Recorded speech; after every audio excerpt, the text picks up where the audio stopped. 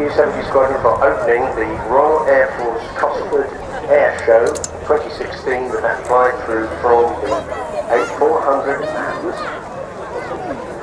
from our right, red arrows and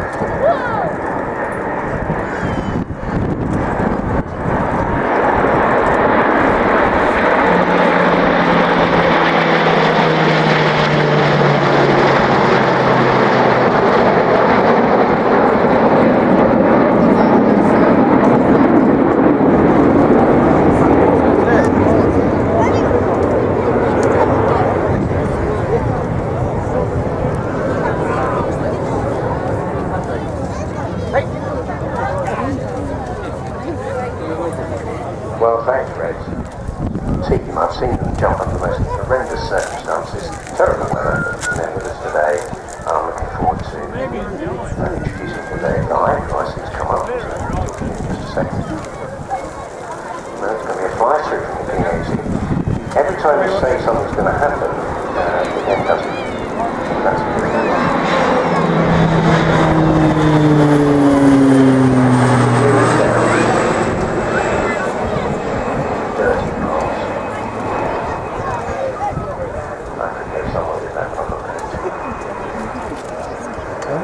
So, what are you going to do for us? Yeah. Nice leisurely stars. I rather feel like I should be smoking a sweet afternoon cigarette and wearing +4s and a nice solid pair of brogues in the 1930s. Going round again. So, I'm going to go and introduce myself to a chap who I hope is the Falcons guy, and then I'm going to talk about his son. Senior aircraft Dan Barron, of RAF Falcons commentary down the rear door.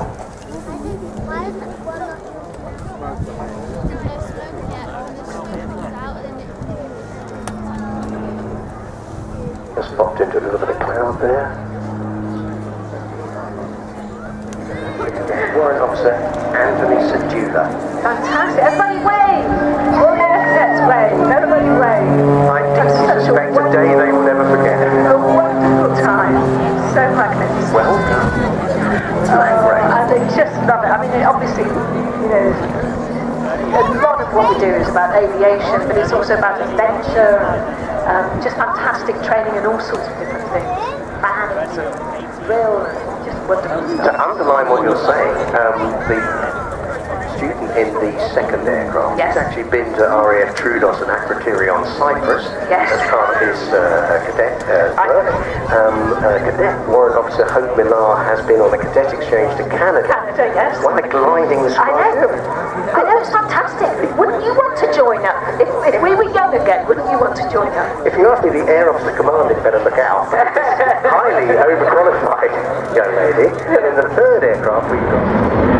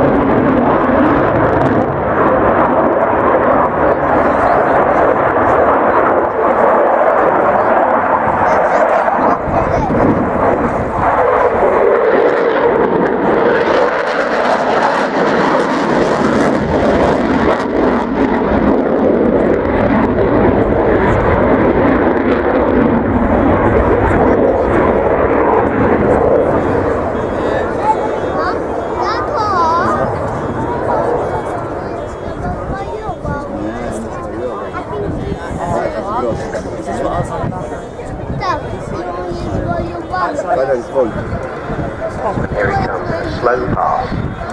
All that speed, all that noise. And the time until of course he does this.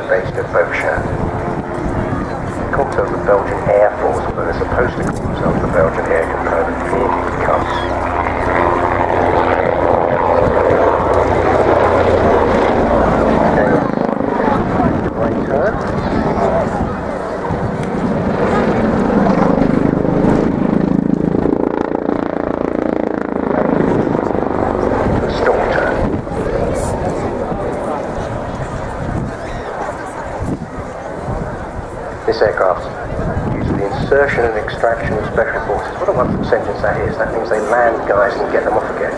That's that sort of term. But also divers and snipers.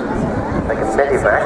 That's a medical evacuation with 2 patients on board. And they will support ground ops observation. Now what's he doing? Well, actually, he's drawing a circle in the sky.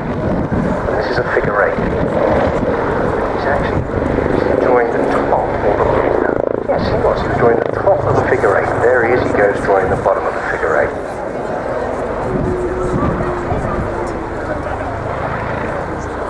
Yeah, very neatly completed there.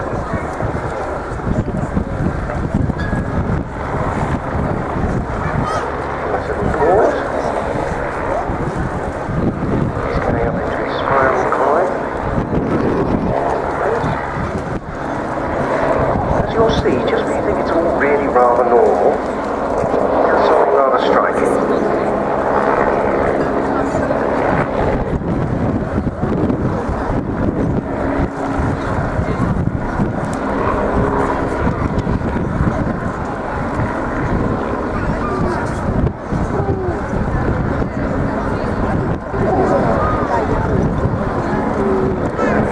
goes in a nosedive.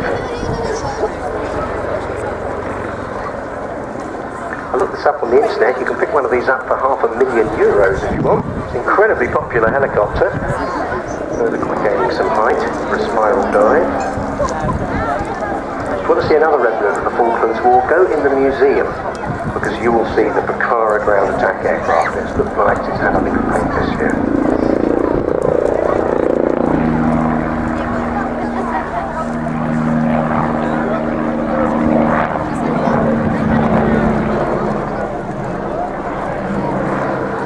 So he's gone up there for his spiral dive. Here he comes, finally diving.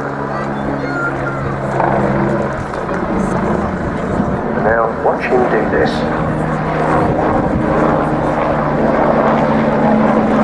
They call this the tiger turn.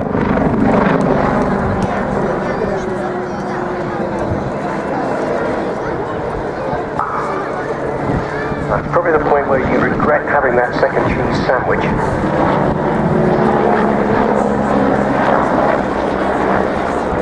Sure, there's no hard feelings. He goes. That's it. If his co-pilot wasn't feeling ill, he is now.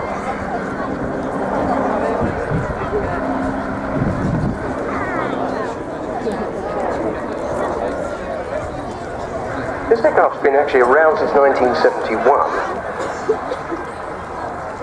Going up for a stall turn there. And that was a year when men were driving on the moon and Yvonne Goolagong was winning at Wimbledon. Makes me feel very old. And the year the Morris Marina, Truly a Nightmare in Beige, was introduced. I only mention that because it just shows how, if you get a design right, a robust design of an aircraft will run and run, especially if it's a big object.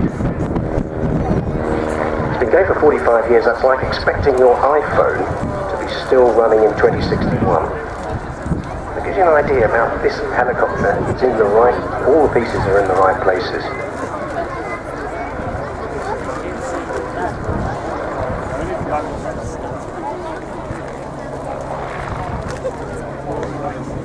This is a nice manoeuvre. He's flying backwards, leading with his tail.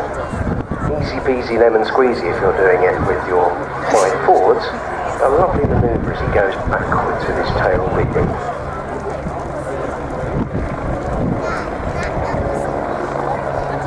Very nice.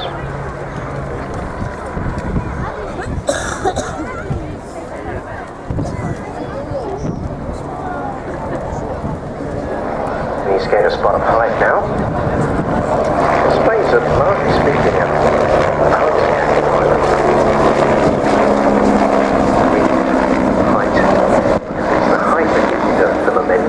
so many aircraft, especially the older ones, you'll see them take off, possibly even two aircraft. Going to be a Wolf design, which is the squadron emblem of the first wing of the Guardian Air Component. I'm just going to let you look at a lovely picture on this side of the aircraft.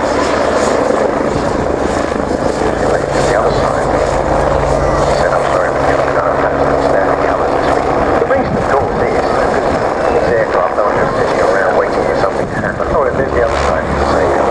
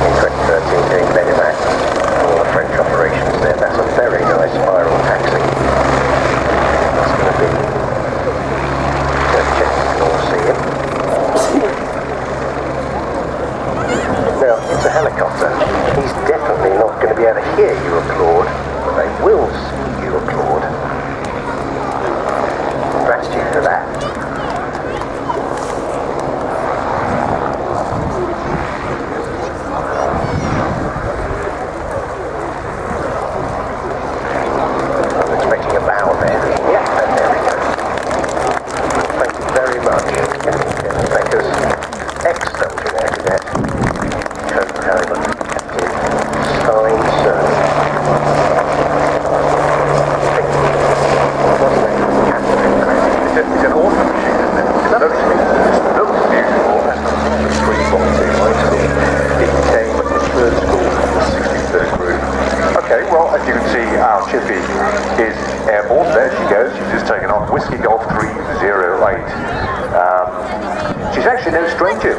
displays, is she, Chris? Having flown alongside a number of display teams in the 1970s, she was part of the tribute formation to the Air Cadet Organisation's 70th at RIAT in 2011 and is a regular ship of the Red Sparrows. Yeah, that's right. In 2011, she was part of a full ship model called Vulture Formation. Sorry, Eagle Vulture Formation. She was the second ship. We had a de Havilland, Tiger Half, Chipmunk, Bulldog, and Tutor, and the Vigilance and Adventure also flying on with a number of Air Cadet gliders from 61 VGS. And her pilot today is John Higgins. John is 27 years old and he obtained his PPL, his private pilot's license, at the age of 18, and at 19, once obtaining his display, join in with the celebrations to find out how you can make those aspirations a reality. So here he is. Here's John going to the climb. Yeah, as John continues his aerobatic display in the Chipmunk, we'll just keep running through the history of starting with the gliders again. So in 1968, RAF Training Command was established in Copenhagen Flying Training Command. This was later become part of the First Army Training Command, and it succeeded into Air Command Order Command. Now, you've already heard me refer to these units, or the volunteer gliding schools, but on the 6th of September 2005, they officially became squadrons, so VDSs. Under Air Training, under Air Command, the chain of command for these units are regulated through number 22 training group, and we've already seen assets from number 22 group today in the form of the King Air and Red Arrows fly past. And on behalf of the AOC and Asset Officer commanding number 22 group, the Volunteer Gliding Squadrons and Central Gliding School, which you'll often hear us referred to as CDS, on the collective responsibility of number 2 Flight Training School that was reformed at RAF Cosford in January 2014 under the command of Captain J. Middleton. This particular aircraft, as I say, it was built in Chester in 1951, so it's a fair age itself now, and serving at RAF Old Sarum, RAF Cranwell, and predominantly at RAF Newton, with both 7 AEF and East Midlands UAS, and I believe she still wears the markings of 7 AEF, who still fly today from Cranwell. Yeah, that's right. She spent, as you said, a latter part of her life at RAF Newton, flying for the Oxford Flight number 7. And yes, today, as we speaking, 70 are launching sorties with Air Cadets aboard. But even the mighty Chippy eventually had to make way for a more modern design as the Scottish Aviation Bulldog was cascaded into service following its withdrawal from service. And Bulldogs, which I incidentally flew while a student at Queen's University in Belfast with the Queen's University Air Squadron, I have to say it was a completely fantastic experience, that was. It was a real joy to fly that aircraft. And that aircraft gave way to the Grove Tutor, of course, and it is the Tutor T1 that continues to serve the AEFs into the foreseeable future. Yes, the Bulldog had a relatively short time span with the Air Cadets, but going back to the gliders, today remains the responsibility of Central Gliding School, CDS, to train and assess gliding instructors for the VDSs around the UK, as well as offering gliding scholarships for cadets.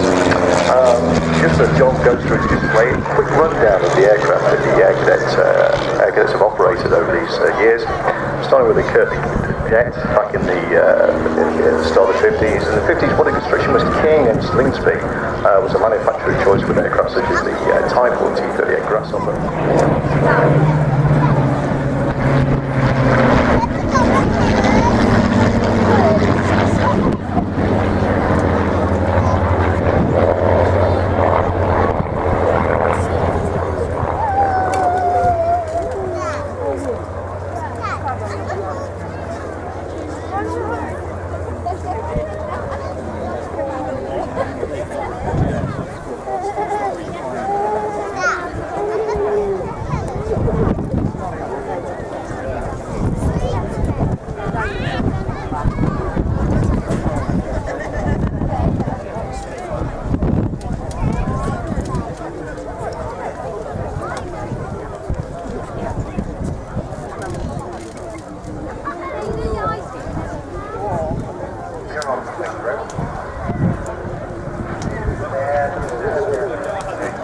Good afternoon, everybody. My name is Keeper from the Battle of Britain Memorial Flight.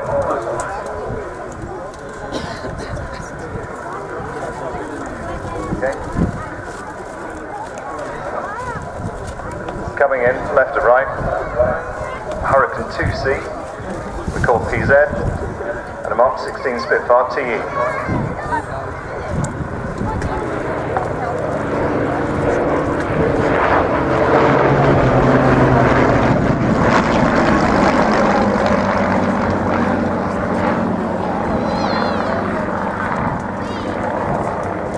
The Spitfire is flown by OC BBMF, Squadron Leader Andy Milliken, and the Mark 2C Hurricane is flown by Flight Lieutenant Andy Priest.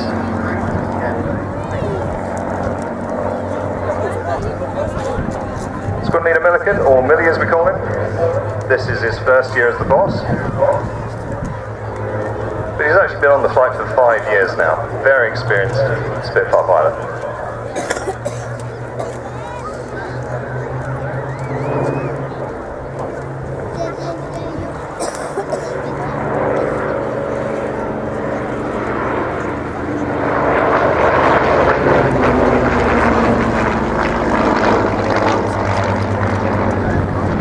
This is Andy Priest's first year flying with the BBMF.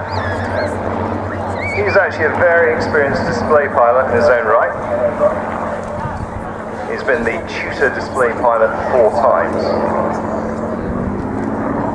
That's all very well. I fly the tutor, that's quite easy. I think a Hurricane's a different kettle of fish.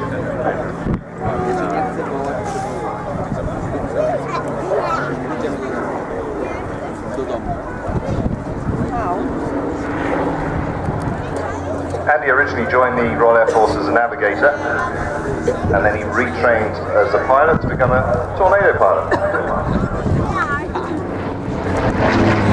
Very distinctive view there of the Mark 16 Spitfire with fed wings.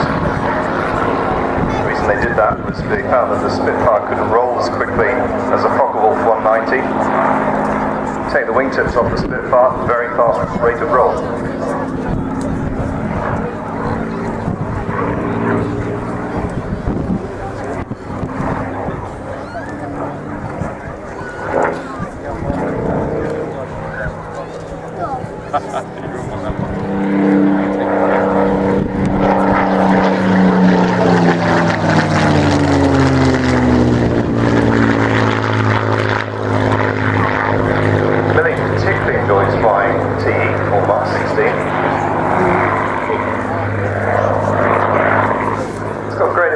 It's got a bubble-style canopy, and it gives fantastic all-round visibility, certainly compared to the Mark 2, the Mark 5, or the Mark 9 that we've got.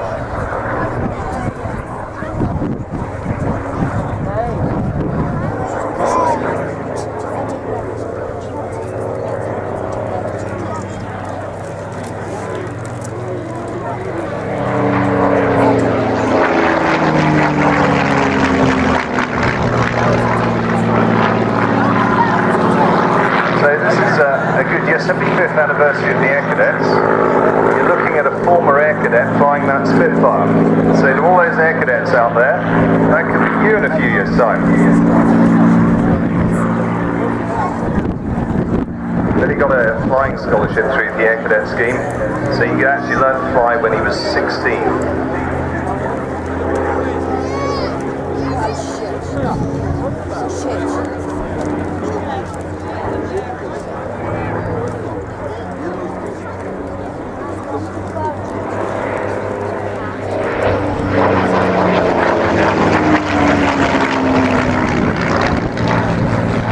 So from the Air Cadets, he then went to university. While at university, he joined Southampton University Air Squadron, where he was flying the Bulldog. That's where he got the imaginative nickname Millie.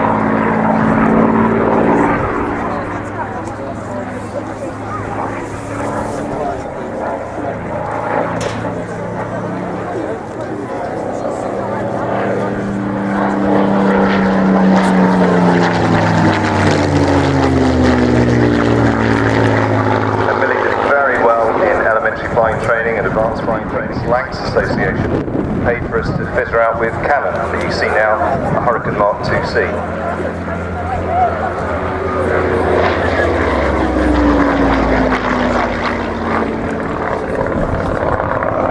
The eagle-eyed amongst you will notice that there's no red in the roundels. The reason is this is representing an aircraft of the Southeast Asia Air Command, that would have been fighting against the Japanese in Burma.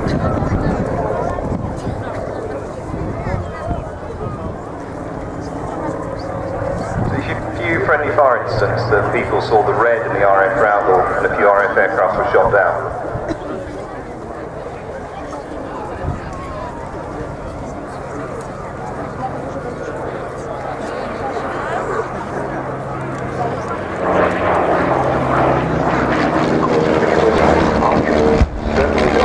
There's some ground scraping going on. You've got a slightly better view of this than I have.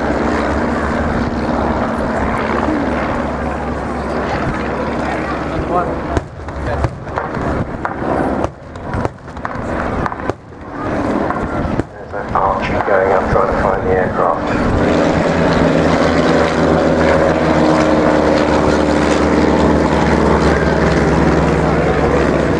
Going backwards and forwards across along the crowd line, we have on the right hand side, just crossing over a Fokker triplane pursuing an SE5.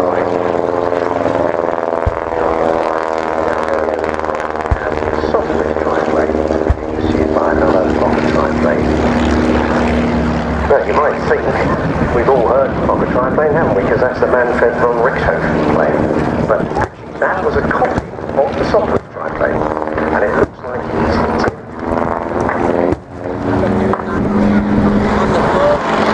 Yeah, put it to the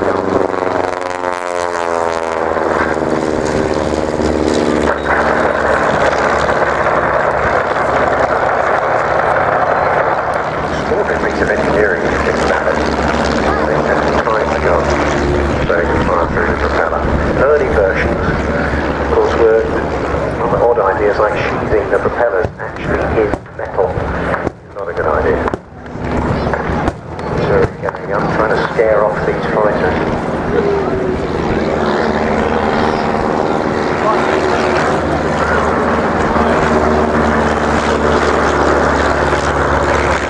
Going on the crowd line there. Can you see that model plane? Dating it developed later in the war in 1917. They were after this. They hoped it was a flying tank. Actually, these are modified Boas flying babies. American home build. Very much going to get that home build ramp in a moment. They're actually single seaters, these monoplanes. And you can see here.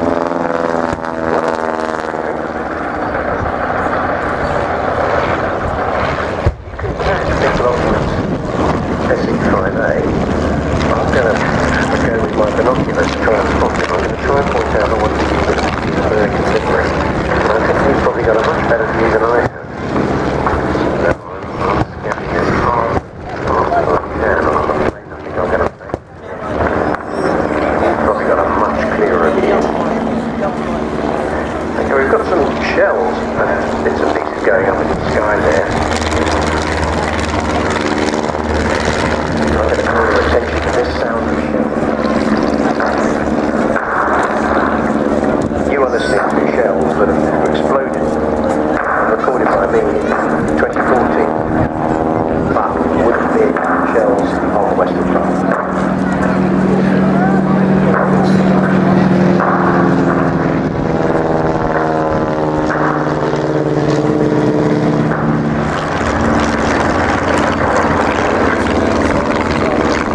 Battle proceeds,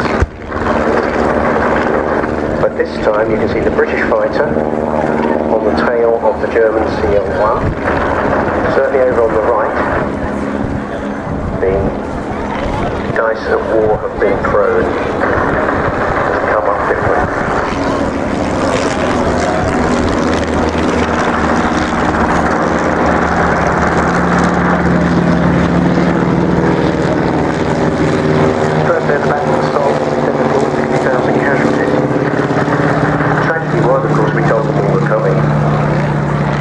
Obvious. But what was really sad was on the night before the battle of Somme, somebody wanted to pass forward a good luck message. Unfortunately used a phone that could be overheard by the Germans. The Germans weren't stupid. They flashed that news north and south up the front line. And their lads down in the dugouts, clean the machine guns one last time. So when the shelling stopped, they were able to get up to the surface, and we know what happened then. Unfortunately,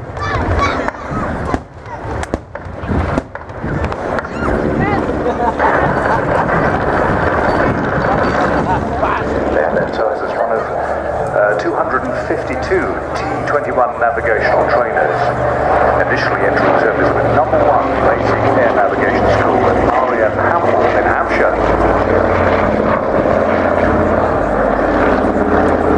She was later converted to passenger transport and is now owned by BAE Systems and forms part of the historic and legendary Shuttleworth collection at Old Warden in Bedfordshire.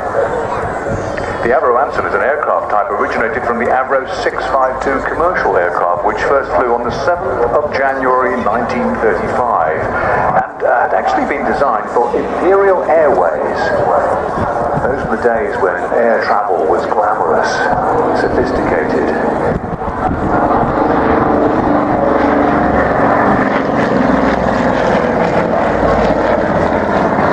Life with Imperial Airways as a small 4-seat transport and mail aircraft delivering mail around the world. And as I mentioned earlier, there are two 270 horsepower Armstrong Siddeley Cheetah engines, which were predicted to yield a 150 mile per hour cruise and a 600 mile range.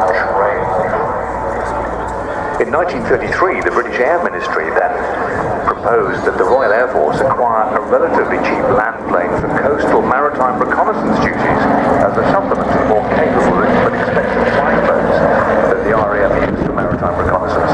And the Air Ministry requested tenders for aircraft to meet this requirement, and the Avro responded with the Avro 652A, which is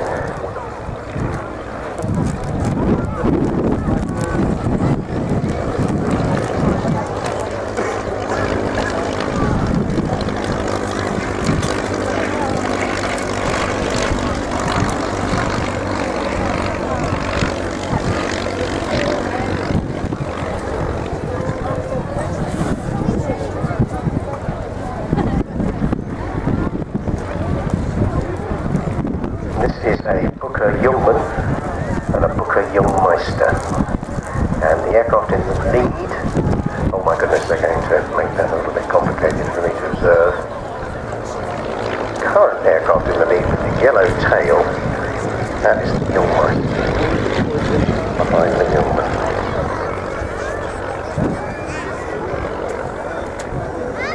The Jungmeister's paint job is of a training aircraft with a 1943 flying school in Germany.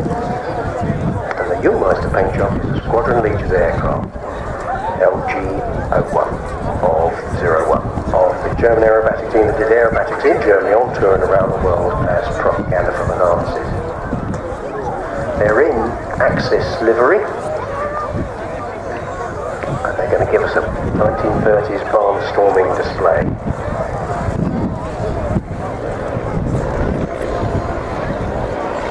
Can I be terribly lazy and say the way to spot the Jungmann is it looks a tiny wing bit like a tiger moth? And the Jungmeister is a fatter aircraft altogether.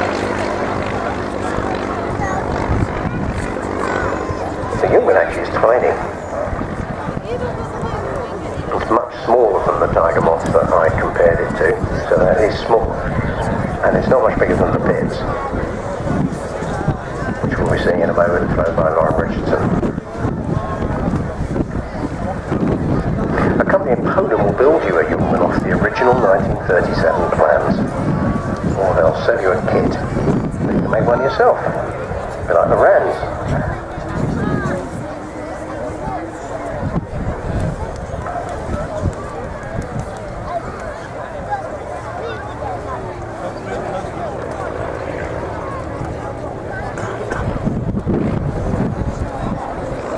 Off that nice orbit they're going to fly away from us and do a nice break.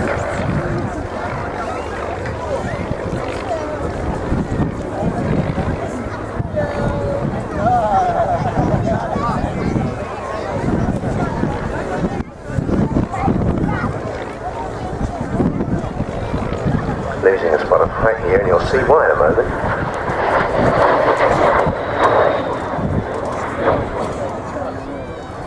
This aircraft really does come from the era of man sits on jet and holds on tight.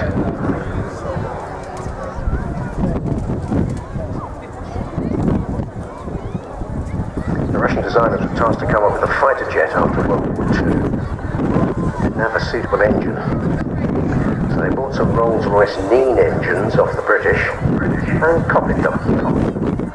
You can almost hear the cries of dog down the decades.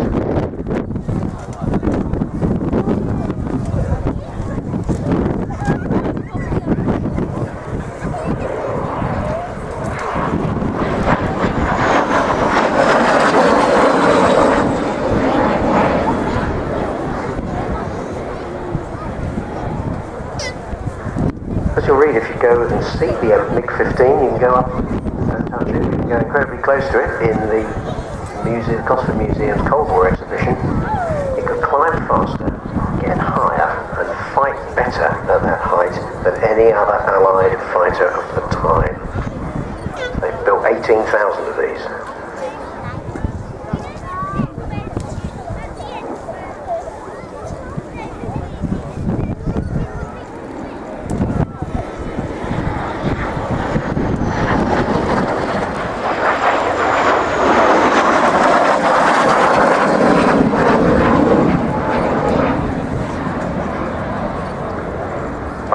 Job on it is red 18 to represent Russian-Soviet pilot and cosmonaut Yuri Gagarin's MiG-15.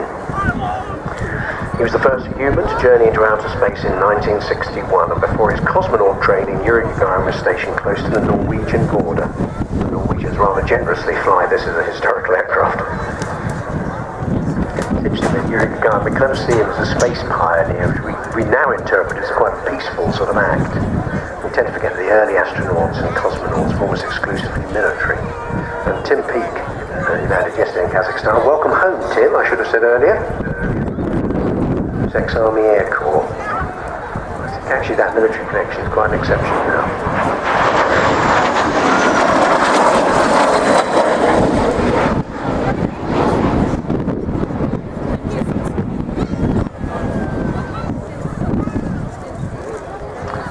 MiG-15 was notoriously difficult to get out of a spin. You need 10,000 feet to recover. Victor Belenko, who was a defector in 1976, he flew his MiG-26 over and defected. He'd instructed on a MiG-15, and he said, if you're stupid enough to get yourself into a spin, then you're probably too stupid to get out of one, so eject.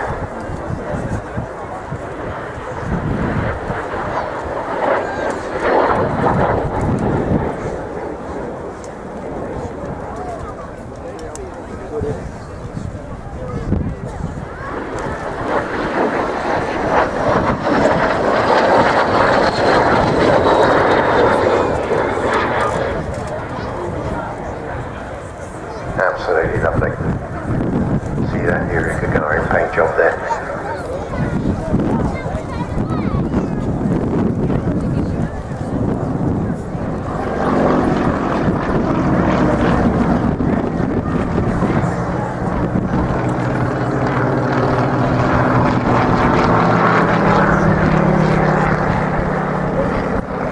We were talking to Bob, Pilot Bob, last night. He adores flying this. He's also recently qualified to fly the Mustang as well, but I think this is his first love.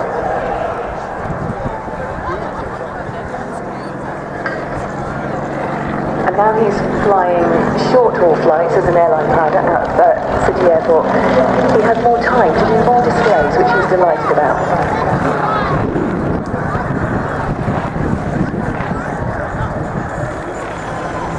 Hope he doesn't try any of this in an RJ85. Mind you, I was a passenger, I quite like it. As long as I was strapped in, of course.